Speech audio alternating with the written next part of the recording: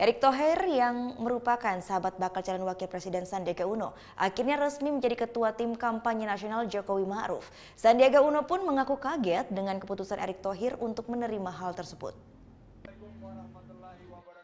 Setelah sukses dengan pelaksanaan ajang Asian Games, Erick Thohir kini resmi menjadi ketua tim kampanye nasional Jokowi Ma'ruf. Erick Thohir ternyata sahabat Sandiaga Uno sejak masih duduk di bangku sekolah dasar hingga keduanya sukses menjadi pengusaha. Bahkan keluarga mereka berdua pun juga sudah sangat dekat.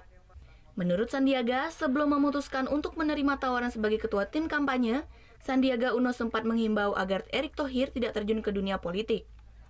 Sandiaga Uno yang kini menjadi bakal calon wakil presiden mengaku kaget ketika Erick Thohir menerima tawaran sebagai ketua tim kampanye nasional Jokowi Ma'ruf.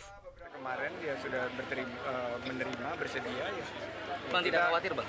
Kita ya tetap berteman, pertemanan kita kan abadi. Jadi kedepannya gimana nih ngelawan persahabatan kita abadi.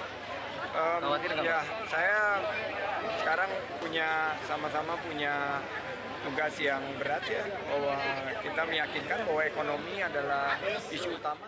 Terkait sosok yang bisa mengimbangi Erick Thohir sebagai ketua tim kampanye dalam ajang Pilpres nanti, Sandiaga Uno menegaskan dia tidak bisa membandingkan hal tersebut dengan Erick Thohir.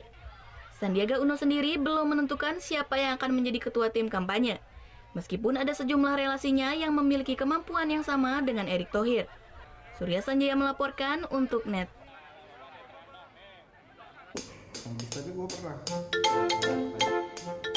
Nah, udah kan untuk beritanya? Jangan lupa di-subscribe, di-like, dan juga di-komen ya akun YouTube dari Net Bali. Terima kasih udah subscribe. Yang belum, jangan sampai lupa. Di sebelah sini nih. Mantap,